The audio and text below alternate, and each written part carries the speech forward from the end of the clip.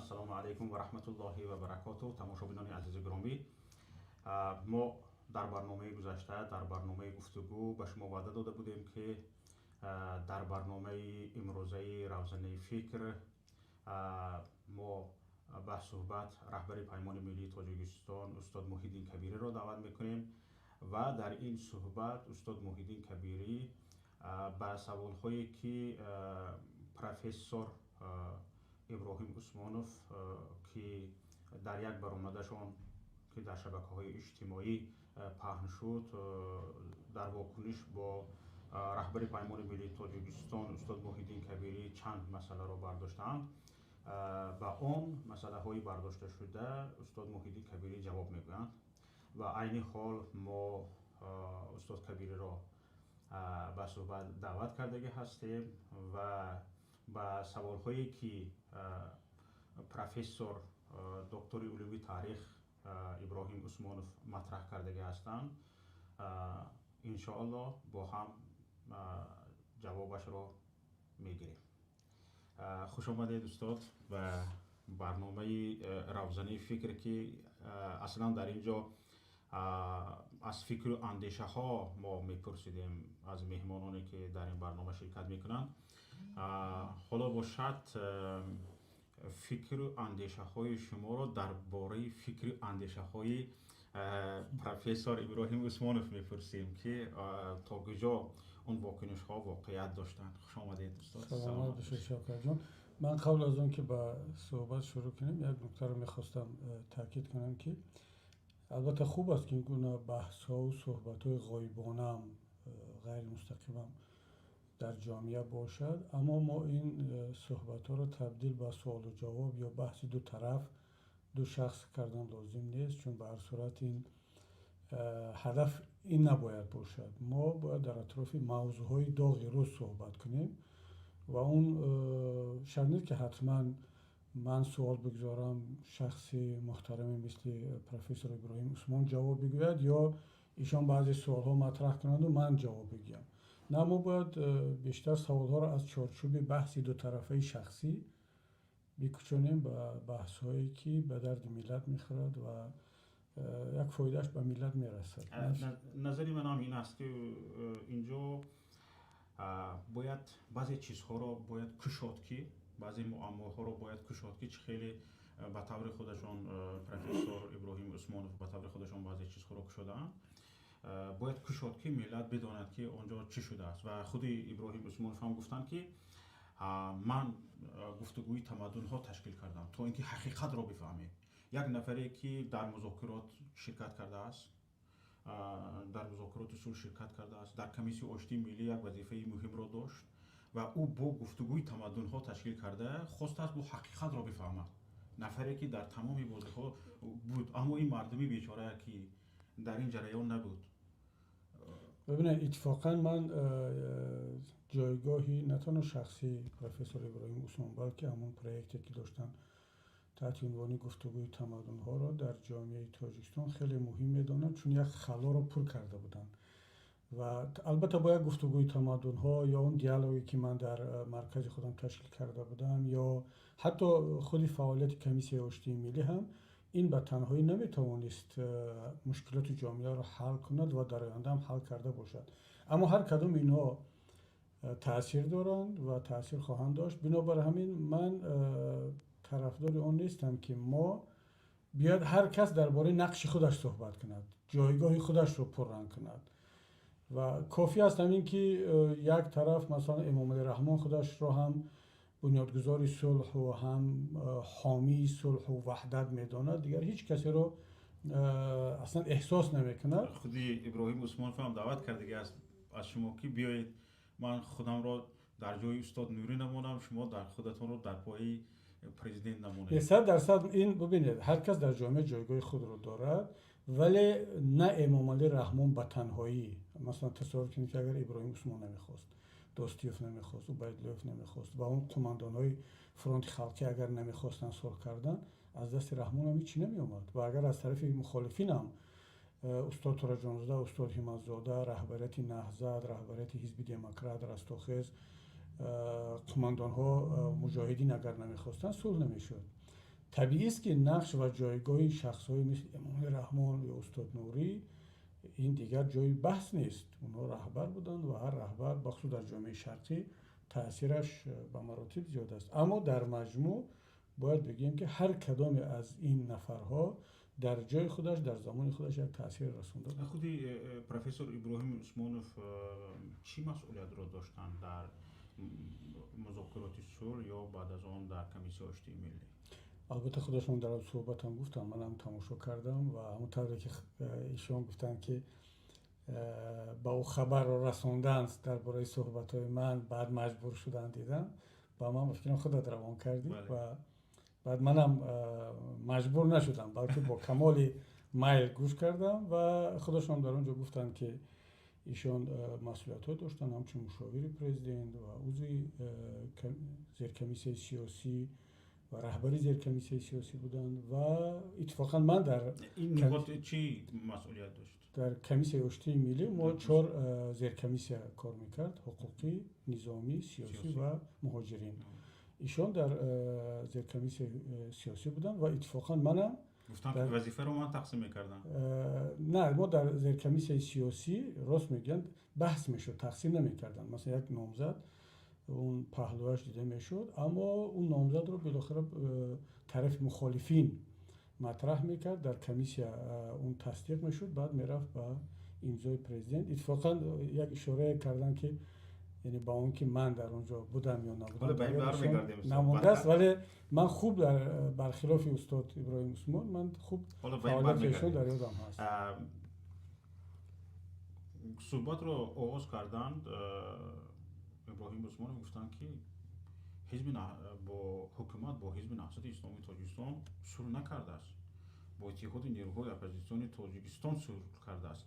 همین گپ رو چند سال پیش پرزیدنت امامعلی رحمان هم گفته بود و همین گپ از جانب ابراهیم عثمانوف باز دوباره صدا داد. یعنی اصول چی خیلی صلح بود؟ آیا حزب نهضت اسلامی تاجیکستان روز دعوا دارد که یک طرفی صلح است؟ ببینید، شما یک سازشنامه امضا کنید درباره خرید و فروش با مثلا احمدوف رحمت و اون سازشنامه رو امضا کردید که او خانه‌اش رو به شما فروخت و شما خریدید. بعد چند سال اون نفر آمد با این، بعد که قانون جمهوری تاجیکستان وضع شد و فامیلی ها رو تغییر دادن، اون خودش رو احمدزاده کرد. خب بعد شما میگید که من پولت رو نمیدم. برای چی؟ برای که من با احمدوف سازشنامه کردم، با خانواده پول رو نمیدم، برای که تو احمدزاده هستی. حالا من با این گفته شما موافق نیستم، چون که در اونجا در اتحاد نیروهای اپوزیسیون تاجیک فقط حزب نهضت اسلامی تاجیکستان نبود. مثلا اگر از روی گفته شما اگر اون وقت اتحاد نیروهای اپوزیسیون تاجیک بود و حزب نهضت اسلامی تاجیکستان بعد اومد حزب نهضت اسلامی تاجیکستان شد، این درست میبود. لیکن در اون وقت حزب دموکرات وجود داشت، رستاخیز وجود داشت و چند نیروهای دیگر. ببینید، من باز برمیگردم به همین مثال. ما در اون باره صحبت نکرده ایستادیم که امامعلی رحمان حزب نهضت اسلامی تاجیکستان رو فریب کرد. ما درباره اون صحبت میکنیم که امامعلی رحمان سازشنامه رو ویران کرد. یعنی شما این رو فرق بگذارید که اون طرف سازشنامه از نامش حزب نهضت بود، ایناد بود، نمیدونم لعلی بدخشان، هر کی بود، بالاخره اون سازشنامه رو یک نفر امضا کرده بود. اون طرف امامعلی رحمان، این طرف استاد سید عبدالله نوری. حالا استاد سید عبدالله نوری در اون وقت به حیث رهبر ایناد امضا کرد، بعد ایناد برهم خورد و رئیس حزب نهضت اسلامی تاجیکستان شد. از این ماهیت سازشنامه تغییر نمیکند. یعنی شما تصور کنید که وقتی که یک نفر سازشنامه رو ویران میکند، فقط دلیلش چی است؟ که من اون طرفی که من با او امضا کرده بودم الان اون طرف حقوقی وجود ندارد. آیا همین میتواند دلیل شود برای پامال کردن سازشنامه، عهد و پیمان؟ سازشنامه خودش وجود دارد، در اونجا مشخص نوشته شده است. مسئله در این است وقتی که انسان ها اصل مسئله رو کنار میگذارن، میرن دنبال حاشیه و میگن که خب نام تغییر کرد. خب نام تغییر کرد ولی متن سازشنامه که تغییر نکرد. بسیار خوب. در اینجا چه خیلی که گفته چند حزب و حرکت های دیگر هم بودن، اونها خاموشن. دعواگر فقط حزب نهضت اسلامی تاجیکستان که صلح ویران شد. خب یعنی اونها گویا از همین حقوقشان پایمال شدن یا که از صلح ویران شدن دیگر نگران نیستند. فقط نگران این حزب نهضت اسلامی تاجیکستان است و جانب دیگر هم نگرانش همین است که همه جیم است برای شما، برای چی خب شما من باز یک مثال ساده مردمی بزنم. تصور کنید در یک دهه دزد آمد، یک عاقل را زد، در اونجا گاوی چند نفر همسایه ها بود. دو سه نفر همسایه خاموشن، از دزد میترسن، خاموشن، دعوای گاوشون ندارد. این معنی دارد که منم دعوا نکنم؟ من دزد را میشناسم، از دزد نمیترسم چون شرایطی من دیگر است. من الان شاید اگر منم در جای مثلا دیگران می بودم شاید حالا با احتیاط صحبت میکردم، اما وقتی که من میگم که این دزد هست، تنها از نام خودم گپ نمیزنم، از نام همون کسی هم گپ میزنم که خاموش است، با این سبب هایی که دارد میترسد.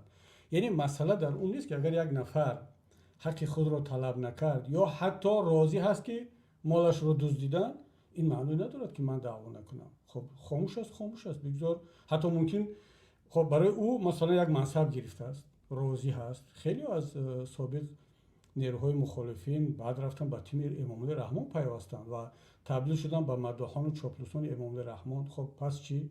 آیا این دلیل شده میتواند که باقی مانده کسانی که ناراضی از این روند و تا با آخر میخواهند که اون حق و حلال مردم را اون نگه دارن، حفظ کنن، اونا باید از مبارزه دست کشن؟ ابراهیم عثمانов میگن که ما در سازشنامه قید کرده بودیم که دیگه در دو خود قرار نمیگیریم، در دو خود قرار گرفته از همدیگر حق تلاش کرده نمیگردیم. ما برای آینده تاجیکستان کار میکنیم، همراه سازش میکنیم، برای پیشرفت تاجیکستان کار میکنیم. چرا ما در دو خود هستیم؟ ببینید، سوالی من در صحبت اولی که بفکرم با شما کردم این بحث پیدا شد، سوالی من در این نبود که کی اشتباه کرد، کی نکرد، کی یک خود میخواست، دو خود میخواست. سوال در این بود که ما یک سازشنامه امضا کردیم، در اون سازشنامه در متن واضح روشن نوشته شده است که امامالله رحمان بعد از تمام شدن این مهلت حق دیگر بار پرزیدنت شدن ندارد. بله. خب این چی ربط دارد دیگر با اون که ما یک خود میخواستیم، دو خود میخواستیم؟ بعد در کمیسیون آشتی ملی با مشورت دو طرفه با او 7 سال دیگر، تنها 7 سال دیگر اجازه داده شد. حالا این اشتباه بود نبود، این تصمیم کمیسیون آشتی ملی بود. و سوال منم نه تنها از جناب ابراهیم عثمانov، از تمام اون دیگر دوستانی که همکاری کردن، زحمت کشیدن، این است که آیا اینها میدونستند که امامالله رحمان بعد از تمام شدن این 7 سال هم دیگر قدرت رو نمیدهد، پسرش رو میارد، دخترش رو میارد، صحنه سیاسی رو پاکسازی میکند، مخالفین رو زندانی میکند، تاجیکستان رو جزء 5 کشوری از همه رپرسیوی دنیا میکند، حاکمیت خانوادگی. آیا همین تصور رو، حالا فرق نداره شما 2 قطبی میکنید، 3 قطبی نامش میمونید، 10 قطبی میمونید، فرق ندارد، آیا همین تصور رو داشتن یا برای ما رو میدونستن، این رو ما رو آرام میکردن، فریب میکردن؟ سوال من این است که آیا خودشون رو این دوستان که واقعا زحمت کشیدن، با ما بودن، یک جای هر دو طرف کار کرد، آیا خود رو جزئی فریب خورده ها از طرف امامالله رحمان میدونن یا برعکس اینها هم میدونستن که باید همین گونه باشد، فقط ما رو فریب میکردن؟ چرا ما بحث رو از این موضوع، از این سوال کلیدی که در سازشنامه هست میکشونیم با اون که نهضت اسلامی تاجیکستان در اونجا اشتباه کرد، مثلا در اونجا در اون متن نام ایخه نوشته شده بود، یا که نامی حزب نهضت اسلامی تاجیکستان اون وقت حرکت نهضت اسلامی تاجیکستان بود. مگر این همه تغییرات در نام ماهیت مسئله را، اون متنی که در سازشنامه نوشته شده است و اون توافقی که ما بین یکدیگر حاصل کردیم و اون امید و آرمانی که در هر دو طرف در ملت وجود داشت که بعد از جنگ، بعد از وحدت، تاجیکستان به یک دولت پیشرفته دموکراتی قانون محور و حقوق بنیاد تبدیل می شود.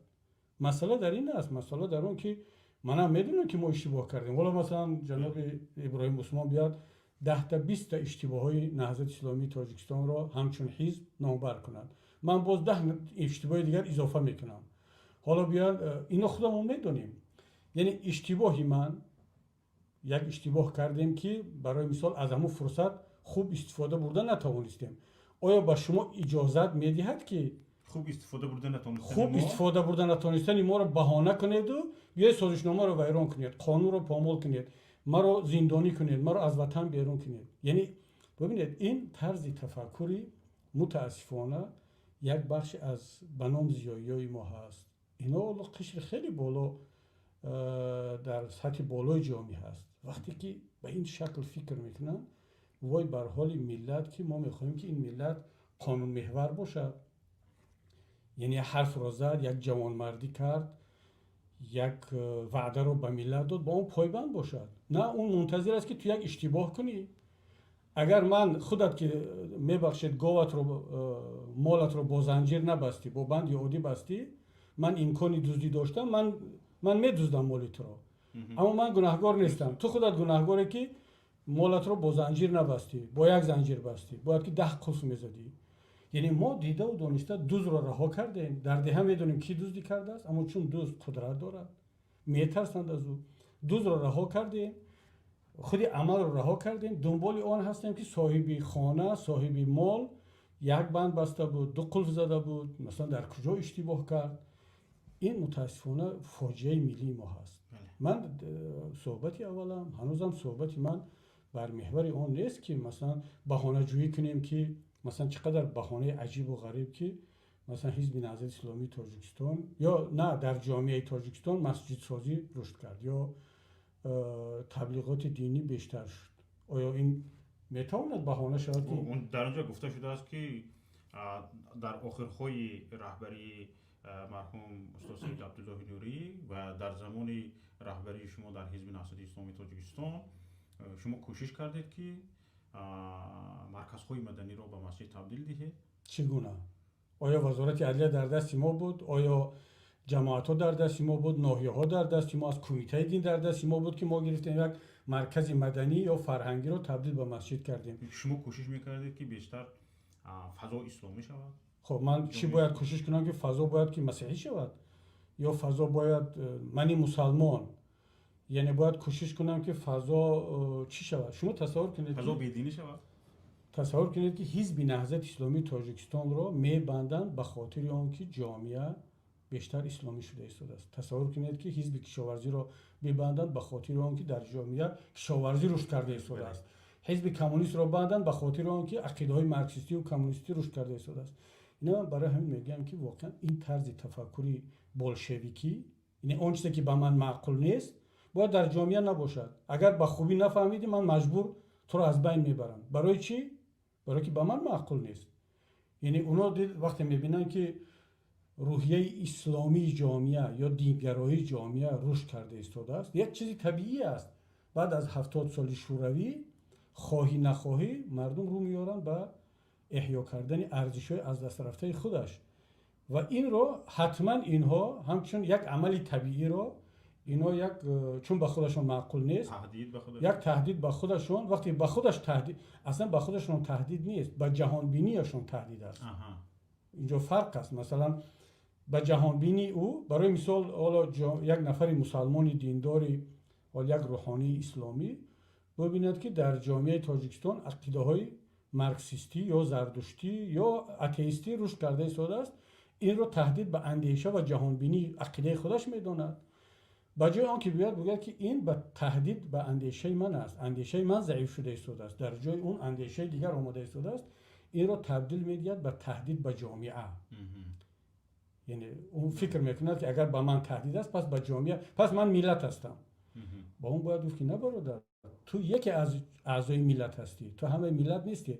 اما متاسفانه اینها عادت کردن که از همون 70 سال بلشویکی شوروی بعد در این زمان اینا فکر میکنن که اینا ملت هستند و ملت اینا هستند. اما باقی مانده ملت همینجا گپ اومد خیر از موضوع کمتر میبریم با گشته میبریم.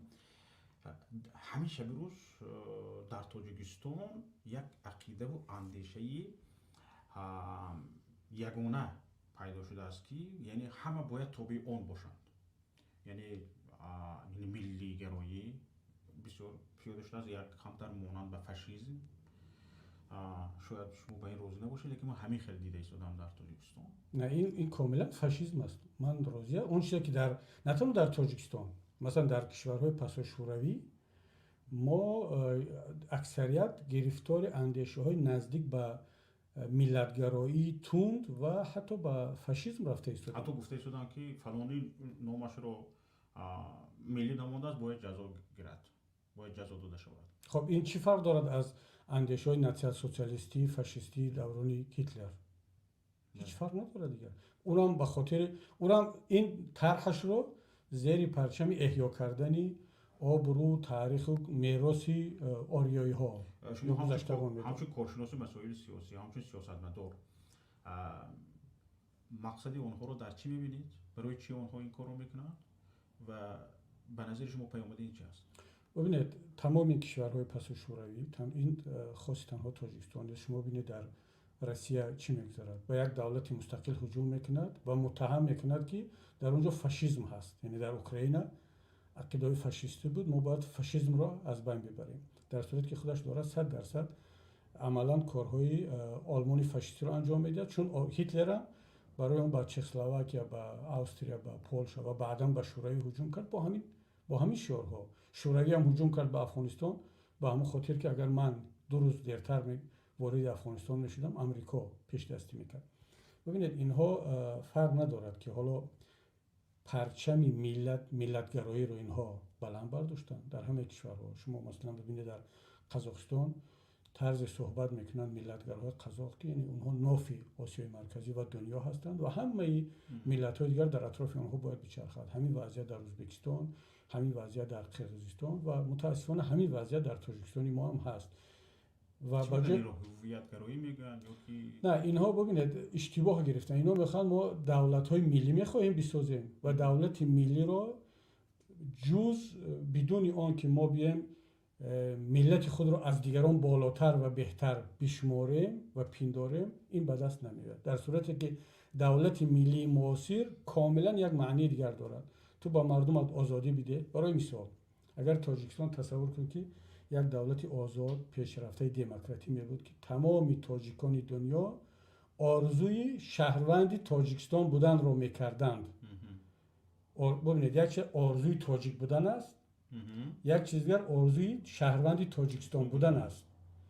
یعنی یک تاجیک فخر میکنه که او تاجیک است اما میخواد شهروند امریکا باشد، کانادا یا شهروند ترکیه باشد، حتی شهروند روسیه باشد. روزانه 600 نفر تاجیکستانی شهروندی روسیه را قبول میکنند. مگر او فخری تاجیکی و تاجیکیت ندارد؟ 100% دارد. اما او نمیخواد شهروندی تاجیکستان باشد همچون دولت. آماده است شهروندی تاجیکستان را ترک کند برای شهروندی روسیه شود اما تاجیکیت خود را حفظ میکند. ما اگر فرق بین تاجیکیت و شهروندی تاجیکستان بودن رو اگر حس کنیم درک کنیم به این نتیجه میرسیم که تاجیکستان این دولت ملی، پس ما دولت ملی نساخته ایستادیم که با آن فخر کنیم، بلکه مردم از دولت ملی فرار کرده ایستادن. اگرچه این حکومتداران امروزه تمام جنایت های خود را تحت پرچم یا بیرق ساختن دولتداری ملی این جنایت ها را صادر کرده ایستادن. تصور کنید که آیا تاجیکان دنیا، تاجیکان سمرقند، بخارا، تاجیکان حالا بلخ و هرات و کانادا و مثلا تاجیکان چین یا در هر کجای دنیا که امروز تاجیک زندگی میکنند، اینها آرزو دارن که شهروندی تاجیکستان باشن یا بهتر میدونن که شهروندی همون کشورهای باشن که پاسپورت اون رو دارن، مثلا ازبکستان، قرقیزستان، قزاقستان، ترکیه، روسیه؟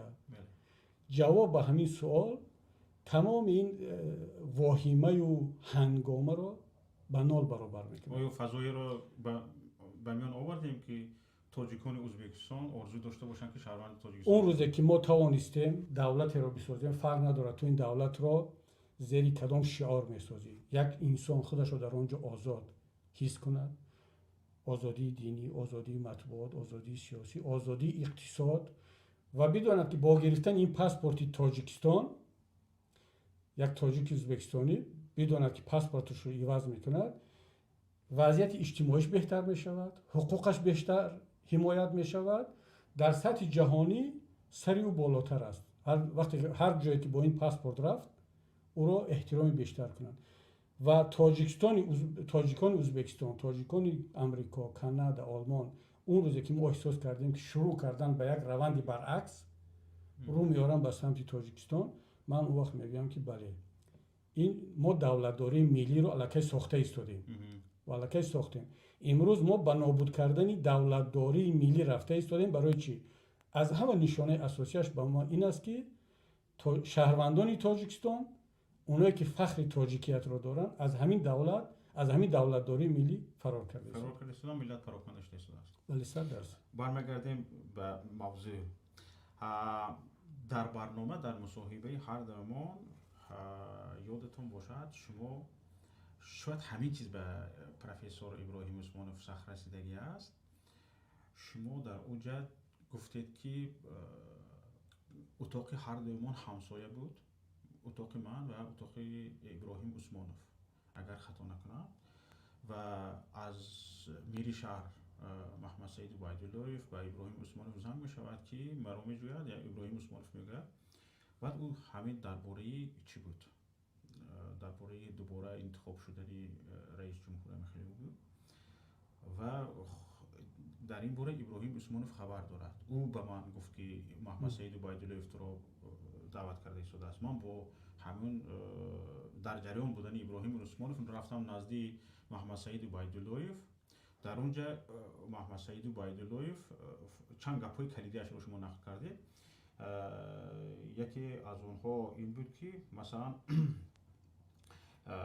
محمد سعید عبیداللهیف گفت که اگر مثلا مبادای همین همه روزی است، اینجا یک همین مسئله دوباره پرزیدنت شدنی، انتخاب شدنی همین امام الرحمن، همین یا خودت همه روزی کردیم یا خودت توقع مونده که روزی نیستی.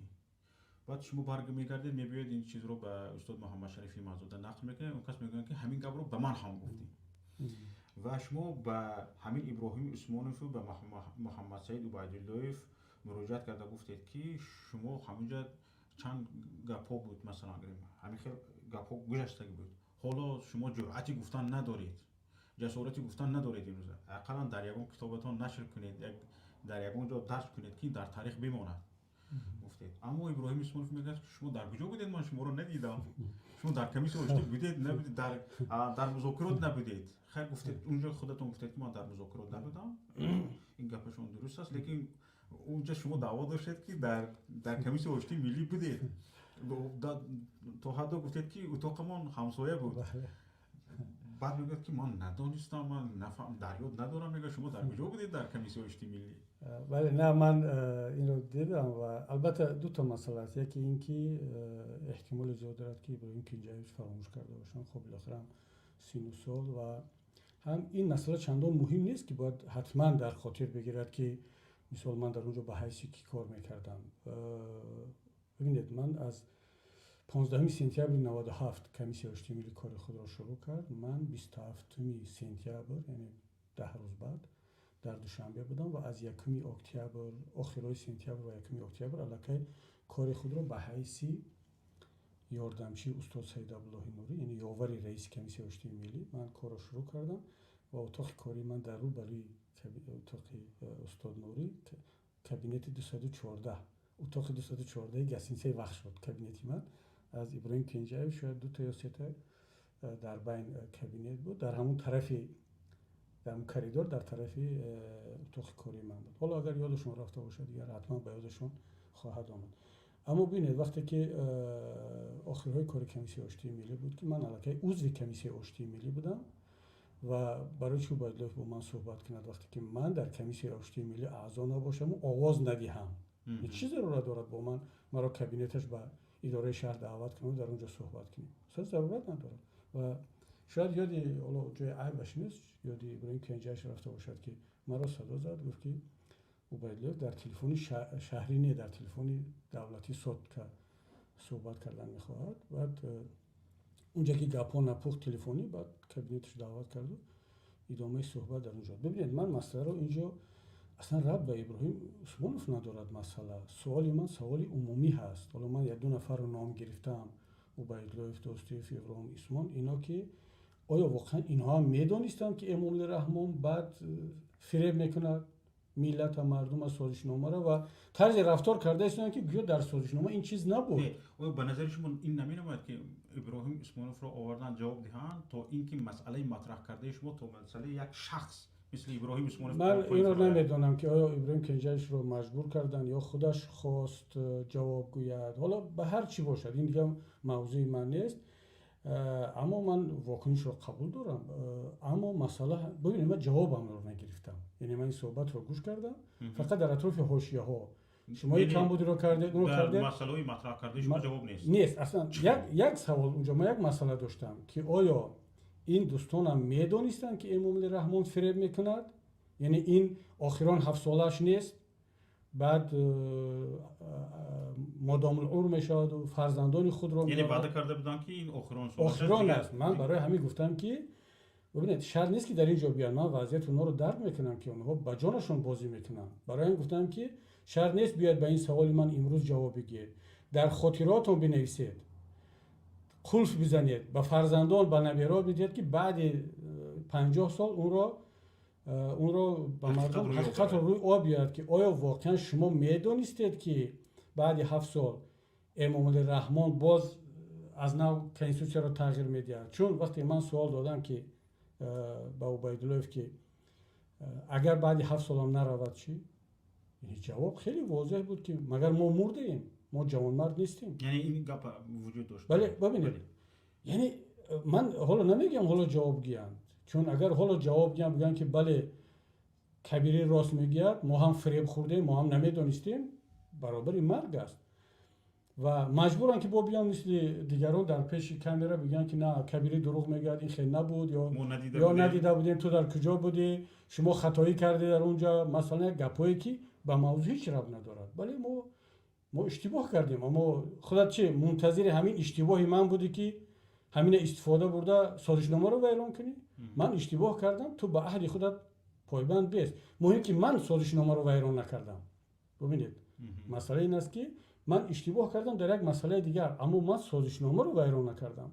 یعنی به دعوای شما حزب نهضت اسلامی تاجیکستان بندهای سازشنامه مذاکرات صلح رو ویران نکردن؟ نه تنها حزب نهضت، نه رستاخیز، نه حزب دموکرات، نه لعلی بدخشان، نه اون افراد دیگر مثل استاد مرحوم آتاخان لطیفی، حبیب سنگینوف، اینها عضو کدام حزب سیاسی نبودن، اما در اینات بودن و در کمیسیون آشتی ملی ما یکم بند سازشنامه رو ویران نکردیم. شاید ببینید شاید در تطبیق سازشنامه بعضی بندهای سازشنامه تأخیر میشد. مثلا اینجا ابراهیم اسماعیلوف میگه که ما طبق یک سازشنامه به مخالفین و همون رزمنده ها 2 ماه وقت دادیم که مناسبتشون رو با حکومت معلوم کنن، تا اینکه در جواب ما هم با اونها مناسبتمون رو معلوم کنیم. اکثریت اونهایی که متحد با حزب نهضت اسلامی تاجیکستان بودن، رزمنده ها دیگه ناومدن با حزب نهضت اسلامی تاجیکستان همکاری کنن و یعنی به صلح گوش کنن، به چیزی که صلحی که اومدگی است با اون پیروی کنن و ایستادن در همون سنگرهای خود با حزب نهضت اسلامی تاجیکستان همکاری کردن نخواستن. یعنی اونو بعد عملیات‌های مشترک شد هر دو طرف. نه با ما ببینید با ما بودن، مثلا مولا عبدالله قبول نکرد رو، یا بعضی از نفرانی که نزدیک به جمعه نمایندگان فرض کردیم حکومت به استاد نوری باور کرده است که همه اینها رو متحد کرده میتواند به گپش درآورد. خب محمود خدایبردیف عضو فرانت خلقی بود، طرفدار رحمان بود، اونم سرکشی کرد، صلح رو قبول نکرد، عملیات مشترک شد، رفتن محمود خدایبردیف یعنی کوشش تبادلات کرد، جنایت کرد. آیا رفتارهای محمود خدایبردیف برای طرف ما باید دلیل میشد که سازشنامه رو ویران کنیم، یا رفتار یک قماندانی که نخواست دیگر با حزب نهضت باشد آیا میتواند برای طرف دیگر دلیل شود که یعنی او سازشنامه رو ویران کند؟ ببینید من برای هم میگم که وقتی که انسان صمیمی نیست، صادق نیست، دنبال بهانه است. اون یک مثلا میگه یک مسئله رو بهانه میکند که اون اشتباهی تو خودت پای اشتورت رو نبستی، من دزدیدم، من گناهکار نیستم. خب من پای اشتور رو نبستم، این کمبودی من است.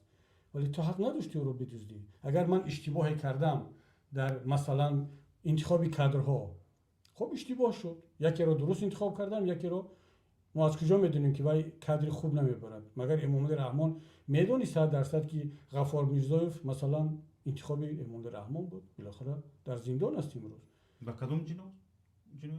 خب تبادلات دولتی. بله. یعنی ببینید چرا ما گناه عیب یک نفرانی طرف که- رو همین نفرانی که امروز پیرکی ها مثلا همه طرفدار حکومت، حالا مثلا بیاد برای که همون جنایتایی که در مکتب صادر میشه شما بیاد وزارت معارف رو از بین برید، مکتب رو از بین برید، فقط برای که یک جنایت در مکتب میشه، فقط برای که مثلا اعضای حزب خلق دموکراتی، همین کسانی که امروز به این جنایت تبادلات دولتی متهم شده ایستادن، یکیش اعضای رئیس حزب دموکراتی تاجیکستان، مرحمت حزب دموکراتی تاجیکستان رو بندید، رئیسش دست به تبادلات زد.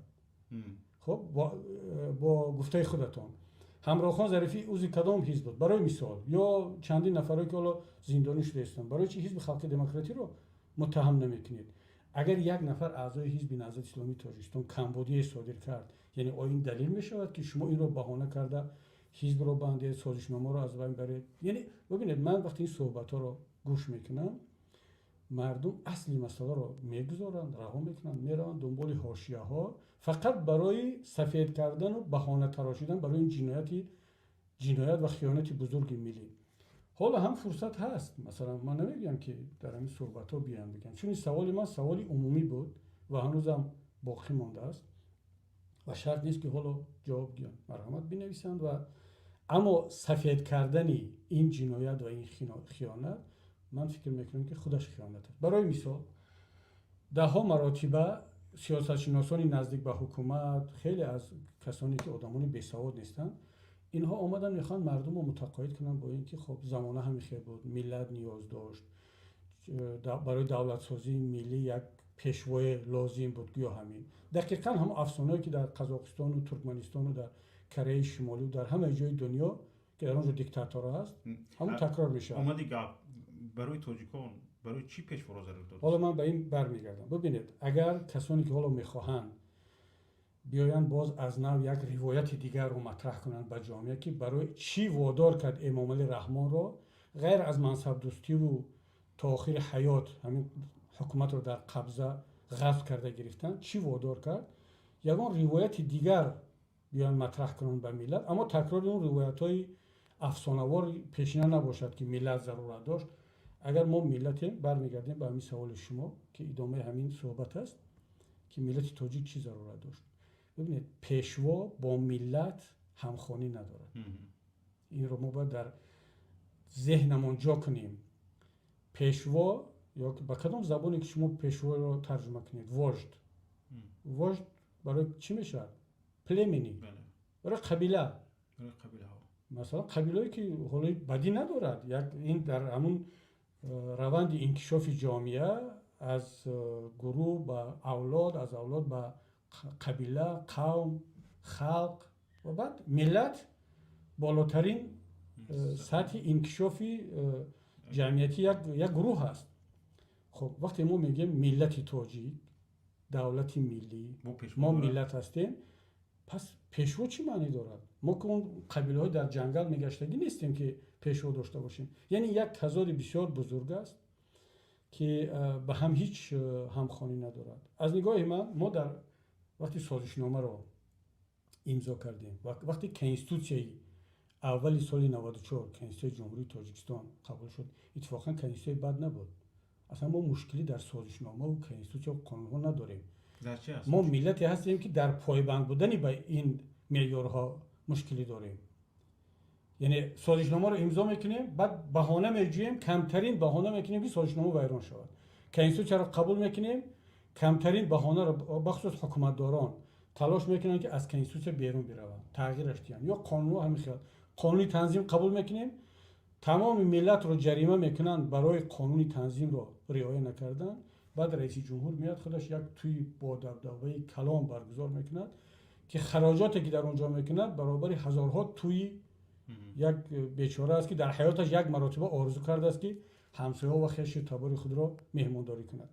مشکلی ملت ما در این است که ما پایبند ارزش نیستیم، پایبند معیار و قانون نیستیم. ما همین سازشنامه را هم یعنی اینو تبدیل دادن به گفتگوی شخصی دو نفر. یعنی من خودت اگر ساز بگیریم با هم در یک مسئله توافق کردیم، دیگر این سازشنامه و کنستیتوسیون اینا چی لازم؟ اینا اصلا ضرورت ندارد. اینا برای خارجی ما امضا کردیم بی خبر از اون که این حالا سند تقدیرسازی ملت میگن. مادامی که این سند تقدیرساز هست پس با اون مناسبت جدی باید میکردیم. من نظرم این است که در مجموع ملت تاجیک، من نمیگم که به سطح ملت نرسیده است، این واقعا تحقیر به کسانی می بود که الکی در سطح ملت رسیدن. برای مثال وقتی که من و شما میگیم که به ما پیشوا لازم نیست، به ما یک مدیر لازم است با نام پرزیدنت که او را برای 4 سال 5 سال انتخاب میکنیم، مهلتش را ادا کرد، جواب او خدمتگار خلق باشد. پس ما ملت هستیم. کسانی که مثل ما فکر میکنن ما ملت هستیم. اما کسانی که نیاز به پیشوا دارند و فکر میکنن که بدون پیشوا نمیتوانند آنها پیش بروند، من از اونها خواهش میکنم خودشون رو ملت نگیرن. بگن ما مثلا ما تاجیکان دو گروه هستیم. یک گروه تبدیل شده است به ملت، اینا دیگر جهانبینی خود را دارن، یک تصوری خود را از دولت و دولتداری دارن. حالا قریب به همین مانند ابراهیم عثمانوف از شما سوال کرده است، گفته است که شما حالا درباره ملت قبل از سالید او حتی گفته شده است که شما خودتان رو در قالب یک حزب سیاسی در فهم سیاسی گنجانده نتونستید، تمامی مفکورتان دینی بود. ما چیکار کردیم که ببینید پس حکومت عیب داره است که شما نتونستید همچون حزب سیاسی رفتار کنید؟ نه، حکومت عیب داره است برای سازشنامه را ویران کردن. حکومت چی عیب دارد با اون که من همچون یک حزب سیاسی رفتار میکردم نمیکردم؟ پروکراتورای ببینید، پروکراتورای گنرالی تاجیکستان، وزارت عدلیه، تمام نهادهای دولتی فعالیت حزب‌های سیاسی رو نظارت میبرند.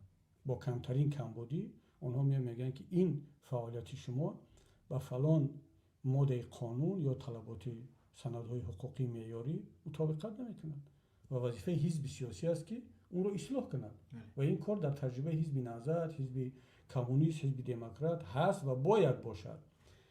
اما کی حق دارد مثلا ابراهیم عثمان بیاید قضاوت کند که رفتار من نمیگم بها ندهد، بگذار نظرش رو بگوید، نظری کارشناسان رو، اما قضاوت کند، خلاصه برآورد و تصمیم بگیرد که من باشم یا نباشم فقط برای آن که از نگاه جناب عالی رفتار من بیشتر دینی هست از آنی که سیاسی باشد. در صورتی که حزب نهضت اسلامی تاجیکستان، نمیگویم که 100% ما امکان ندارد که همه رفتارمون سیاسی باشد، اما 90%، 99% حتی بیشتر از احزاب دیگر رفتار سیاسی داشت. برای ما مثلا بیان بگن که کدام رفتار ما آمدیم همچون مسجد رفتار کردیم یا همچون مدرسه رفتار کردیم، ما آمدیم همچون تشکیلات دینی رفتار کردیم. نه، ما همچون یک حزب سیاسی رفتار کردیم، در انتخابات شرکت میکردیم، اعضا میگرفتیم، اعضاقی جمع میکردیم. فقط در مواسم میگه این گپ بسیار صدا داده است، فقط شما در مواسم انتخابات ها پیدا میشدین و در دیگر وقت حزب سیاسی باید چیکار کند؟ در حزب سیاسی وظیفه‌اش در انتخابات شرکت کردن است. یعنی من از روی قانون حزب‌های سیاسی حق دارم که 4 سال اصلا هیچ کار نکنم، فعالیت عادی آرام نیروی خود را جمع میکنم برای در انتخابات شرکت کردن. وظیفه یک حزب سیاسی تشکل اراده سیاسی شهروندان است برای رسیدن به قدرت و مکانیزم رسیدن به قدرت در قانون جمهوری تاجیکستان انتخابات است. خب من انتخابات یگانه راهی رسیدن به قدرت است و اون نقطه اساسی است که حزب سیاسی کار کند. من چی در این 5 سال بعد کارتوشکا میکاریدم یا اینکه علف میدریدم که یک نفر ببیند، درخت میشنوندید یا نمیدونم با چی معیار اینا بها میتیان. اعضای حزب نهضت اسلامی تاجیکستان، اعضای حزب کمونیست، او باید کار کند، زن و فرزند خود را بخواند، بررسی به مهاجرت برود، بیاید، زندگی دانشجو است، معلم است، زندگی عادی خود را داشته باشد، مثل که در تمام دنیا. در روز انتخابات میآید همچون والنتیر، یک ماه پیش وارد معرکه انتخابات میشود، تبلیغات میکنه، بعد میبینی که در اینجا حیات سیاسی آغاز شد. تصورات کارشناسان ما، فهمیش کارشناسانی به نام کارشناسانی ما متاسفانه از زمان شوروی هیچ فرقی نکرده است. این وقتی یک نفر رو میشنوی به عنوان نمیدونم حتی دکتر است، پروفسور، نامزد علم در مسائل های سیاسی در بهاگذاری احزاب سیاسی وقتی گپ میزنند، شما میگید که این آدم در سالهای 30-40 زمان شوروی هست، اصلا از دنیای معاصر، از فعالیت حزب سیاسی، تشکیلات سیاسی، انتخابات اینو بهره نبردن، تصورات ندارن و اینا نام گرفتن روشنفکران ملت. اینها میخوان که ما رو اصلاح کنن و آینده تاجیکستان رو به سمت خوب برن. من واقعا این رو یک فاجعه میدونم و اصلا بعد این همه بحث و نگاه ها من به این نتیجه رسیدم که ملت ما وارد یک بحران شده است، بحران اندیشه، بحران فکر و بحران روشنفکری. یعنی بسیاری ها روشنفکر رو میدونی در چی دیدن؟ در همین گلستو بستن، ریش تراشیدن، شیمیکاستون با یگان اگر باز سیارت نه از اون چی باشد، او چلیقای چلیم باشد باز یا که موها را به هر شکل کردن و در شبکه ها و در مقاله ها تند گفتن و حقارت کردن و دیگران رو به احترامی کردن. این شده است تصور از یک روشنفکر، از یک وطن دوست، ملت دوست و نگاهشون مثلا به یک مولای ساله‌دار، ریشدار، به یک آدم عادیه که حالا در سرش یا یک خانومی که مثلا حجاب میپوشد یا یک خانومی که اصلا حجاب نه اروپایی میپوشد، فرق ندارد، اما وجود او، تفکر او درباره ملت است، وطن است، کشور است، وطن را بهتر و بیشتر از دیگران دوست می‌دارد، اینو قبول ندارد.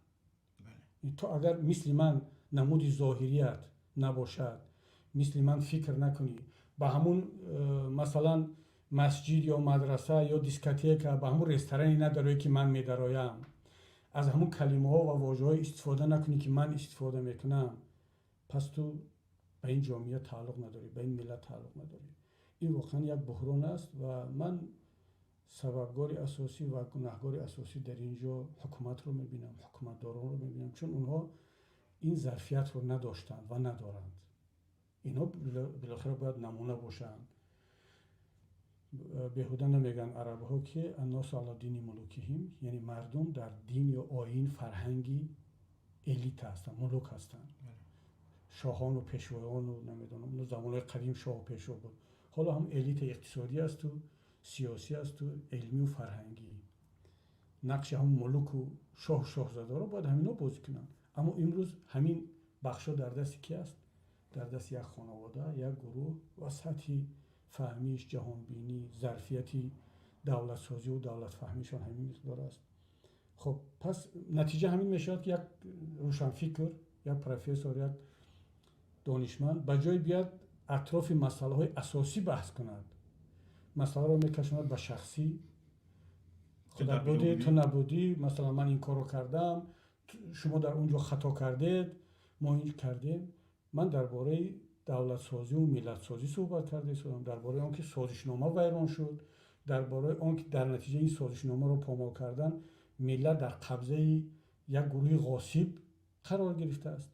و جای اینکه این موضوع رو بحث کنیم، بحث رو میکشن به سطح کوچه، دو همسایه وقتی جنجال میکنن، پسری تو فلان سال بچه مرا زده بود، دختری تو موی دختری مرا کشیده بود، و اما اینکه ما این کوچه رو چخیل آباد کنیم، این محله رو چخیل بسازیم که در اون در آینده همچون دو همسایه زندگی کنیم، در این باره صحبت نمیکنم. بسیار خوب. آخرین سوال، کی حکومت در وقت مذاکرات صلح وزارت دفاع را با حزب نهضت اسلامی تاجیکستان وعده کرده بود؟ ببینید پروتکل امضا شد. شما گفته بودید در اونجا که به ما وزارت دفاع را وعده کردن، لیکن امام علی رحمان در همون وقتی دادن اومد گفت نمیدیم، خواهید از نام جنگ میکنیم. ببین وزارت وقتی پروتکل نظامی امضا شد، طبق اون پروتکل یکی از وزارت قدرتی باید به مخالفین داده میشد. ما سه وزارت قدرتی داشتیم: وزارت دفاع، امنیت و وزارت داخله. و امام علی رحمان در اون پروتکل نامگوی یگان نهاد دولتی که طبق کوتای 30% به مخالفین میگذارد نامنویس نشده بود. فقط گفته شده بود فقط گفته شده بود 30% و یکی از وزارت قدرتی. اما وقتی که پرزیدنت طبق همین پروتکل با کمیسیون اشتی ملی با یک نامه رسمی نامگویی اداره‌های دولتی، وزارت‌ها و مقام‌های دولتی رو طبق سفایزه که باید به اپوزیسیون داده شود اون رو روان کرد. یعنی در اونجا فقط وزارت دفاع نبود، وزارت دفاع بود، مثلا یک مقام معاونی سروزیر جمهوری تاجیکستان، وزارت حفظ اجتماعی، امنیت نبود، معاونی وزیر امنیت، اتفاقا معاونی وزیر امنیت هم بود که بعد داده نشد، معاونی وزیر کارهای داخله که حبیب سنگین مرحوم رفتن به اونجا. یعنی این در نامه رسمی خود امام رحمان بود طبق پروتکل نظامی. و طرف اپوزیسیا شروع کرد به بررسی هماهنگ کنی رایزنی برای آنکه کیها را پیشنهاد کنند طبق پیشنهاد خود رئیس جمهور، طبق پروتکل نظامی و طبق پیشنهاد نامه‌ای که امام رحمان روان کرده بود. در اونجا وزارت دفاع ثبت شده بود و مشورت شد که مثلا در بایگانی این گونه حجت وجود دارد؟ حتما هست، چرا نیست؟ این مثلا اگر که نمی بود چرا بحث وزارت دفاع می اومد؟ یعنی چرا خودشون در صحبت گفتن که میرزا ضیاف قهر کرد؟ برای چی قهر میکرد؟ برای که همین وزارت دفاع را وعده کردن، او آدم تیار شد، بعد گفتن که نمیدیم. و طبق همین نامه و همین پروتکل مثلا با معاون سروزیر مرحوم ذاکر وزیروف پیشنهاد شد. یعنی اپوزیسیا از پیش خودش نامد که بگه که ذاکر وزیروف معاون سروزیر، مثلا فلانی وزیر حفظ اجتماعی یا فلانی رئیس گمرک مثلا، نه، این طبق نامه پرزیدنت بود. بنابر همین وقتی که یک سال گذشت از بین این رو کشال دادن، وضعیت تغییر کرد.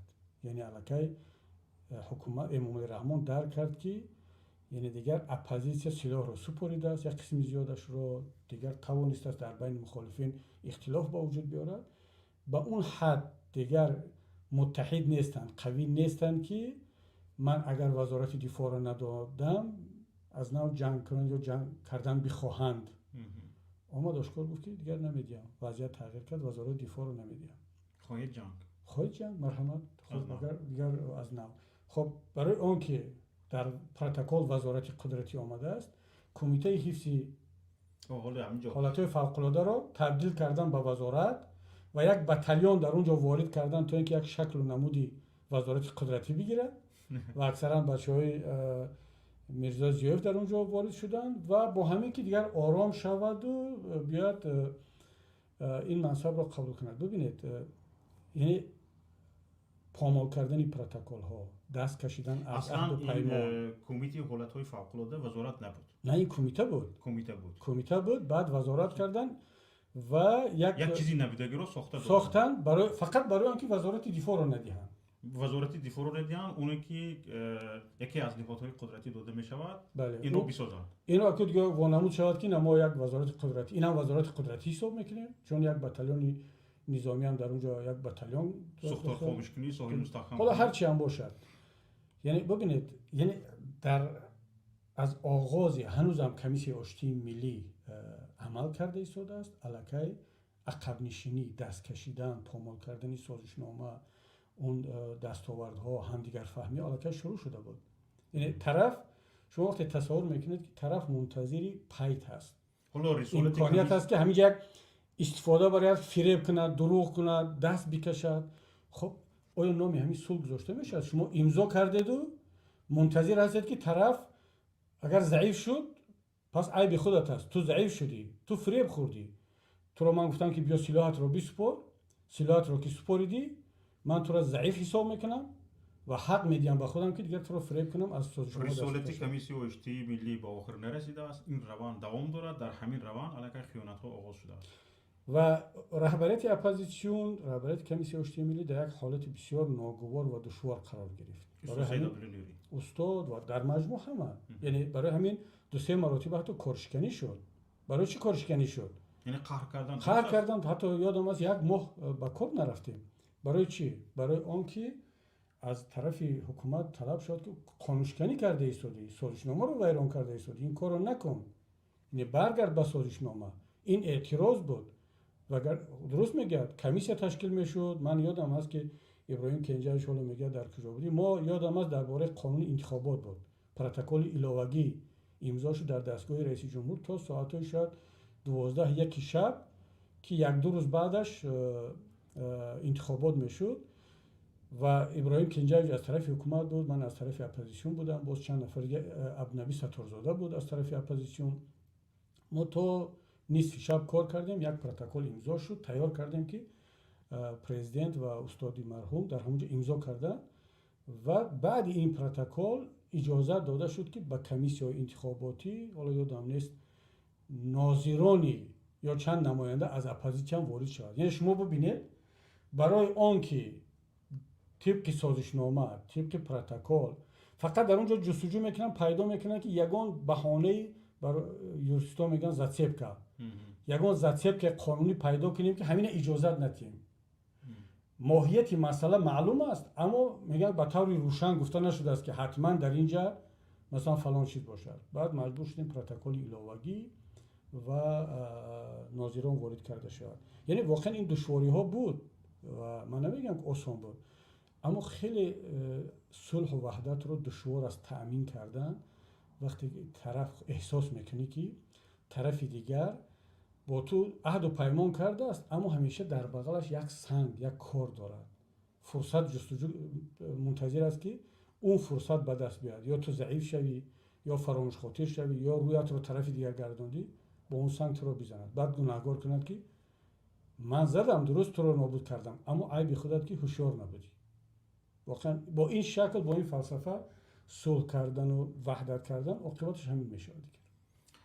نگرانی ایشان از آن بود که شما تاکید بر این کرده هستید که بسیاری از کوشش ها از برای پایداری صلح از جانب مخالفین میشد و به این جانب حکومت بی اهمیتی میکرد. یعنی شما بهاگذاریتان یک طرفه بود و این را یعنی بی انصافانه دانسته است. اگر احساس کرده باشن که ما چنین کردیم، تاکیدشون درست است، نباید این خیلی باشد، چون من در همه صحبت‌های خودم همیشه تاکید کردم از زحمت‌های تلاش‌های همه اعضای کمیسیون اشتی ملی از هر دو طرف. یعنی باز تکرار میکنم که اگر تیم حکومت صلح رو نمیخواست این صلح نمیشد، حتی قماندان هم اگر نمیخواستن این صلح نمیشد. اما وقتی که ما درباره ویران کردن سازشنامه صحبت میکنیم، خب بالاخره سازشنامه رو ببینید وقتی دزدی میشود همون دزدی یک صاحب دارد، یعنی یک کسی هست که اون دزدی رو عملی کرده است. خب وقتی سازشنامه رو پامال شده است امروز، یعنی آشکار به طور روشن، خب دیگر اگر اپوزیسیا ویران کرده باشد بیاد بگن دوستان شما برای صلح زحمت کشیدید اما در اینجا سازشنامه رو ویران کردید، ما قبول میکنیم، شخصا من قبول خواهم کرد. اما وقتی ما میگیم که بله شما زحمت کشیدید اما در اینجا سازشنامه رو ویران کردید، اگر شما هم شریک در همین جنایت خیانت، خب پس حالا شاید عملا نه ولی معنوی شما هم جوابگر هستید. اما اگر شما شریک نیستید، شما هم خود رو فریب خورده میدونید، خب باز تکرار میکنم شرط نیست حالا بعدا بگویم بنویسم به یک شکلی. حتی من در همین جوابم، در همین واکنشم راستی یک جواب پیدا کردم. یعنی همین که این موضوع وارد نشدن، یعنی به تمام موضوع حاشیه‌ای رفتن، اما به همین موضوع اساسی سوال من همین بود، من درباره کدام یک قانونشکنی ها و خطایی های از این که به موضوع اساسی وارد نشدن شما یک جواب گرفتید. من بله جواب گرفتم که یعنی جواب نیست. من جواب گرفتم که جواب نیست. یعنی وقتی که جواب نیست بهترش که به این موضوع وارد نشویم و برویم مثلا که شما فلان اشتباه رو کردید، شما در اینجا، شما تصور کنید که من بیام بگم که مثلا حکومت جمهوری تاجیکستان باید در سال 98 30% رو میداد ولی کمبودی کرد و سال مثلا 99 داد بعضی منصب ها رو، واقعا 99 داد یا 98 داد. خب مگر این رو میگیم تأخیر در عملی کردنی سازشنامه، اما نه ویران کردنی سازشنامه. اگر ما هم در رفت تطبیق سازشنامه اشتباهی کرده باشیم، نام او رو گذاشتن در کار که بله اشتباه، مثلا بعضی قماندان های ما واقعا رینتگراسیون نمیشدن، مثلا باید از روی جدول سلاح میسپریدن، کشوال میدادن یا که سلاح پیدا نمیکردن، یعنی این مشکلی ها بود. اما اینها رو نامش هست کشال دادن، تأخیر شدن. برای همین بود که ما فعالیت یادمون نرود کمیسیون اشتی ملی باید 18 ماه کار میکرد. ولی 3 سال کار کرد. یعنی ما وقتی 18 ماه تمام شد دیدیم که 50% این یا رسالت کمیسیون اشتی ملی به آخر نرسیده است. یعنی اون سازشنامه پورا تطبیق نشده است. ما کسی را گناهکار نکردیم. اومده گفتیم که ضرورت هست باید تمدید شود و تمدید هم شد. اما امروز نباید این دلیل باشد برای ما وقتی ما میگیم که سازشنامه پامال شد. یعنی باز تکرار میکنم 2 تا سوال اساسی است. یکی این که این دوستان میدونستند که این 7 ساله هم تمام شود، دیگر این مرده که خوب باز باقی میموند، باز یک بهانه میکوبد، این ابدی میکند برای خودش و خانواده‌اش، که این سوال مهم است، باید بالاخره به شکل جواب گفته شود. میدونستند یا نه؟ دوم، آیا واقعا امروز همون وقتی که سازشنامه امضا کردیم پروتکل ها رو بخونید که تاجیکستان یک دولت حقوقی و دموکراتی انتخابات شفاف باشد، آیا وقتی که میبینند که بعد از 30 سال تاجیکستان با قشاق‌ترین دولت منطقه، نمیدونم با فساد زده ترین، جزئی از همه بدترین ها، نرخ‌های قیمت، مردم مهاجر، خانواده در دولت و ملت در قبضه یک خانواده، آیا آرمان و تصوری طرف محترم همین بود؟ از ما نبودیم. من صادقانه میگم که یعنی تصوری ما بود که ملت 200,000 شهید داد برای اینکه از زندگی بهتر داشته باشد، یک آزادی داشته باشد. یعنی ما از این وضعیت دیگر رها شویم که تاجیکستانی فرار نکند از وطنش برود شهروند یک کشور دیگر شود. آیا طرف محترم این آرمان را تصور میکرد؟ به این باور داشت یا نه؟ این 2 سوال کلیدی است. اما این حاشیه ها رفتن و مسئله های خرد ریزه رو دلیل کرده اطراف این بحث کردن که ما بحث کردنی نیستیم.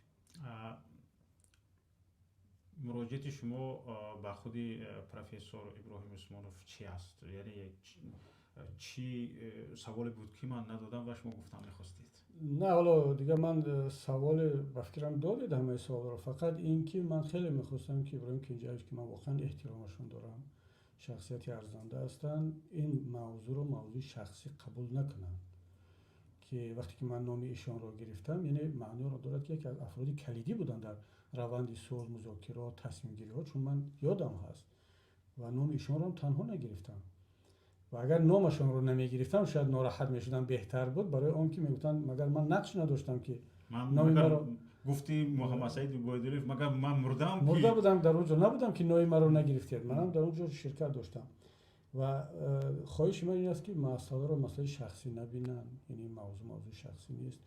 ما صلح و وحدت کردیم، همه این آرزو رو داشتیم، همه فایده کردیم، اما وقتی که این صلح پامال شد، وحدت از بین رفت، سازشنامه ویران شد، همه ضرر کردیم.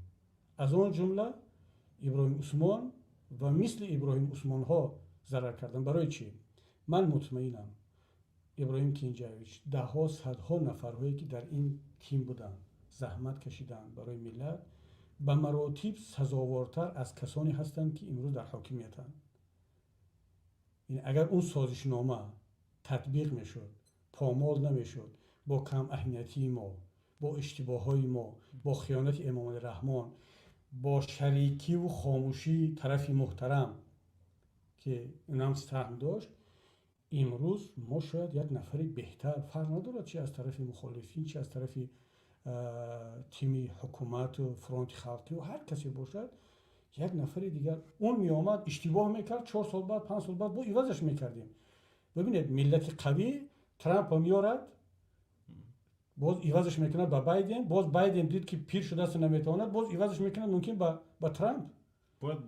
یعنی شاید گشته بیاید در فرانسه، در مثلا ماکرون مگر آدمی لایق نیست، ولی مردم فرانسه گفتن که میبخشید دیگر کافی است، ما خسته شدیم از تو. یعنی مگر ملت تاجیک یعنی اینقدر تا این درجه رسید که سزاوار اون نیست که نتواند افراد خودش رو، رهبران خودش رو عوض کنند. ما بالاخره هر روز همون نسکی و لباس رو عوض میکنیم. برای چی؟ برای که عوض نکنی خب به خودت ضرر دارد. یعنی در سیاست هم همین است، باید که عوض شود. خب حالت جنگ باشد من قبول دارم، مثلا حالت جنگ اتفاقا همین منطقی دوستانی که حالا من میگم ما رو فریب کردند، یعنی منطقشون همین بود که ما از جنگ شهروندی بر اومدیم، ملت در حالت ادامه صلح است، ادامه وحدت است. از این طرف اسلام کریموف فشار آورده ایستاده است بالای تاجیکستان. تقریبا در حالت نیمه جنگی هستیم. همین پرزیدنت 7 سال دیگر بیستد. یعنی دلیل اساسی، دلیل منطق همین بود که شما اگر ملت رو دوست می‌دارید، طرفدار پایبرجا بودن دولت تاجیکستان هستید، پس از همون حق خود گذشت کنید یک بار و همین 7 سال دیگر رو به خاطر ملت. خب من این وطن دوست و ملت دوست، وقتی که مسئله ملت هم در بالای ترازو مونده بشود، خب چیکار میکنم؟ جانب دیگرش رو مثلا گریم نمیشد که نگاه کردن اونها دعوای اونها به خاطر ملت است، لیکن مثلا گریم یگان مدار سیاسی تحلیلی همین مسئله نبود که مثلا عاقبت این چی میشود. همین سوال منم به همین بود که عاقبت همین چی میشود. یعنی ما دیده و دانسته هم قانون اساسی و هم سازشنامه رو کنار میگذاریم و عاقبت چی میشود اگر همین آدم پایبند نماند. جواب هم این بود که مگر ما مردیم، ما جوانمرد نیستیم. محمد سعید عبیدالله. خب ببینید محمد سعید عبیدالله تنها نیست، یعنی اون از زبان او صدا داد در صحبت شخصی با من در اتاق کاریش، اما همین منطق در رفتار و صحبتی همه کمانده محترم طرف محترم حضور داشت. یعنی این 7 سال آخر است به خاطر ملت، دولت و همین روند صلح کامل شود. یعنی ببینید وقتی میگن که ما در روند صلح هستیم، همین روند صلح کامل شود، یعنی 7 سال دیگر خودی طرف گفته ایستاده است که همین روند مصالحه و صلح 7 سال دیگر حداقل دوام میکند. برای همین یا 7 سال دیگر باید رحمان بماند. اما رحمان وقتی که پرزیدنت شد اولین کار کرد همه رو برهم داد، آزاد کرد. بعد گفت که کی گفته است که در کجا نوشته شده است که باید که این سازشنامه و این 30 فایزه مثلا دوام کند. بله در یگان متن نوشته نشده است، اما خودت گفتی که ما در روند صلح هستیم، 7 سال دیگر نیاز داریم. حداقل همون 7 سال این نامعقولی رو نمی‌کردید، خیلی میگفتن که این آدم به همون حرف وعده شفاهی خودش هم پایبند هست. بنابر همین حالا وقتی گفتید که چی پیامی داره، من یگو پیام ندارم، اما فقط خواهشم اینه که مسئله رو شخصی نبینم، در سطح ملت دولتداری باید فکر کنیم. و اصلا این موضوع ما ببینید قضاوت این بعد 10 سال بعد می شود. یعنی ما امروز کوشش نکنیم که هر کس خودش را سفید کند، بیاد من خودم سفید هستم طرف دیگر گناهکار است. نه، ما بیایم بگیم که در اینجا من اشتباه کردم. چرا من در این صحبت‌های اخیر حتی بسیاری از طرفداران حزب نهضت اسلامی تاجیکستان افراد خیلی یعنی ارزشمند ناراحتن از این صحبت‌های من که وقتی من میگم که ما در وقت فعالیت کمیسیون رشد ملی با اشتباه راه دادیم. حالا بسیار همین خیلی عقیده و اندیشه ها پیدا شده است که خب میگن ملت خسته شده از این دو طرف خودش رو سفید کردن و خودش رو حق دانستن ها. درست میگه. یعنی هر طرف ببینید اگر ما هر دو طرف اشتباه نمیکردیم جنگ شهروندی نمیشد. پس در اینجا هر دو طرف گناهکار هستیم. اگر ما هر دو طرف صلح نمیخواستیم صلح نمیشد. پس هر دو طرف سهم داریم در صلح. اگر ما هر دو طرف اشتباه نمیکردیم باز این صلح و وحدت از بین نمیرفت، تاجیکستان به این حد نمیرسید.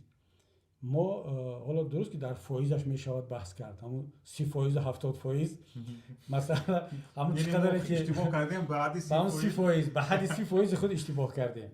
یعنی اون طرف با همون حد 70 فایز خودش اشتباه کرد و حتی بگذار همون سهم ما رو در صلح همون 30 فایز بگن 70 در خودشان، اما متاسفانه اونو امام رحمان دیگه 99% خودش رو در اونجا سهمدار میداند. گاه افرادی که از دنیا رفتن مثل خدا رحمت کنه استاد نوری رحم، اونم نه همه وقت دیگر، اما افرادی که در زندانن، مگر دوله مولای محمد علی که عضو کمیسیون رشد ملی بود اول در زندان شده است. ایشان قیام‌الدین عضو کمیسیون رشد ملی بود، خب کشتن در زندان. محمد علی حید ایشون که جلال الدین محمود کمیسیون آتش بس که در اوج جنگ رفت در داخل دوشنبه و حاجی مظفر رئیس کمیسیون آتش بس رو حکومت دزدید از مرکز دوشنبه. یکی از 3 نفری ولی شهید شد از 3 نفری که در اونجا بودن. یعنی جنایت نسبت طرف اپوزیسیون در داخل دوشنبه در رفت مذاکرات شروع شده بود. اینو در زندان مردن. کی اینها رو زندانی کرد؟ برای چی؟ برای کدام جنایتشون؟ جنایت کرد میگن جنایت کرد ما حبسش کردیم. پس با او مذاکره کردیم گفته بعد او هر چی نامعقول کند کرده گشتن گرفت. نه این به معنی نیست که یک کس در صلح اشتراک کرد دیگر جنایت کرد او را زندانی نکنن. هیچ کسی رو نمیگه. اما جنایت اثبات نشد. بله. یعنی همین مشکلی در این است که مولای محمد علی چه جنایت کرد؟ محمد علی فیض محمد، مولای فیض زبیدالله رازی، همه کسانی که در اونجا بودن، سید عمر حسینی، اینو سیف الله زاده، بله. اینو چی جنایت کردن؟ سازمان ملل میگه اینو جنایت نکردن، دنیا میگه اینو جنایت نکردن. پروندهشون رو بررسی کردن، ثابت شد که اما یک نفر میگه که من صلح کردم، دیگر همه جنگ کرد، جنایت کرد، اینو باید در زندان باشن. خب الان دیده مثلا، خب خیلی خوب، نهضت اسلامی تاجیکستان رو با این بهانه، محمد روزی اسکندر، حالا این عثمان زاده، همراه خان ظریفی، اکبرشاه اسکندرov، حزب نهضت اسلامی تاجیکستان خودش رو در قالب سیاسی برکشیده نتونست. این دیگران چی؟ ببینید من برای همین میگم که بله. اینا همش تلاش برای گریختن از اصلی موضوع، رفتن به حاشیه و دقت مردم رو کشاندن به مسائل دیگر است و میترسم که این بار آخر نباشد. ولی ما و شما وظیفه‌دار در چی هستیم؟ ما باید تلاش کنیم که اجازت ندیم که مردم به حاشیه بروند. یعنی اجازت ندیم که مردم با حرف زیاد زدن، با نمیدونم موضوع خرد را پررنگ کردن بیان از اصل مسئله دور بروند. و برای این در اون صحبت قبلی گفتم که تا مرد سخن نگفته باشد ایو هنرش نگفته باشد. تا ببینید گفتن 10 ساله ها از تلویزیون و رادیو درباره صلح و جنگ میگن، خودشان را صلح و وحدت آفرین، ما را جنایتکار میگن. کافی بود که یک مرتبه من گپ زنم، بعد این هم سالهای تلویزیون و فیلم کردن و پروپاگاندا و تبلیغاتشون، من یک مرتبه گپ زدم واکنش شده لکه. پس معنی رو دارد که بیشتر باید گپ زد. بله. بیشتر گپ زد، بیشتر صحبت کرد. خب بگذار به حرف من راضی نباشن، حداقل فکر میکنن، حداقل دلیل پیدا میکنن و اینم از نگاه من خیلی خوب است. تشکر زیاد. سلامت باشید. سلامت باشید. تشکر به شما که دعوت ما رو پذیرفتید و به سوالهای ما جواب گفتید و من فکر میکنم به بسیاری از سوالهایی که ما میخواستیم جواب بگیریم جوابش رو گرفتیم. حتی علاوه‌تاً چند سوالی که به میان آمد جواب گرفته شد. تماشاگران عزیز، از یکی شما خواهش میکنم که اگر ملاحظه و نظری درباره برنامه امروز ما دارید در نظرگاه در کامنتاری بنویسید. نظر شما برای ما خیلی مهم است و میخواهید مهمون آینده ما در برنامه روزنی فکر کیها باشند، اینا رو هم بنویسید. یکی شما به خداوند کریم و منان میسپارم. در پناه خدا باشید. خدا حافظ. السلام علیکم و رحمت الله و برکاته. یک بار دیگر